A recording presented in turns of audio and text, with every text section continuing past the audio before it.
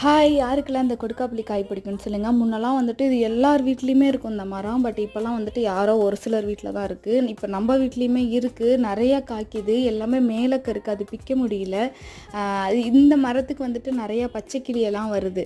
So அவங்க பச்சைக்கிளி, பறவையெல்லாம் சாப்பிட்றாங்க. கீழே உள்ளத மட்டும் வந்து நாங்க பிச்சுக்கிறது அப்பப்போ.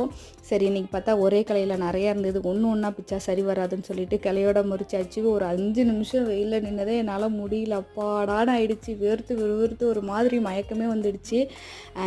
சரி ஓகே. இதில் வந்துட்டு இந்த கொடுக்காப்புளி சாப்பிட்றதுனால நம்மளுக்கு இந்த பித்தப்பையில் உள்ள ஸ்டோன்ஸ்லாம் வந்துட்டு கிளியர் ஆகும். அதுமாரி இதில் வந்துட்டு நிறையா விட்டமின் ஏ, பி, சி, அதுக்கப்புறம் கால்சியம், பொட்டாசியம், அயன் எல்லாமே வந்து இருக்குது. ஸோ இது கண்டிப்பாக வந்துட்டு யாரும் மிஸ் பண்ணாதீங்க. அதே மாதிரி இதோட சீடு இருக்குல்ல, இதையுமே வந்து நம்ம பேஸ்ட் மாதிரி அரைச்சி ஃபேஸில் அப்ளை பண்ணோன்னா ஃபேஸ் ஆக்னி, அதுக்கப்புறம் இந்த பிளாக் மார்க்ஸு, இந்த முக சுருக்கம்லாம் வருதுல்ல, ஸோ அந்த மாதிரி நிறைய ப்ராப்ளத்துக்கு வந்துட்டு ஹெல்ப் பண்ணும். ஸோ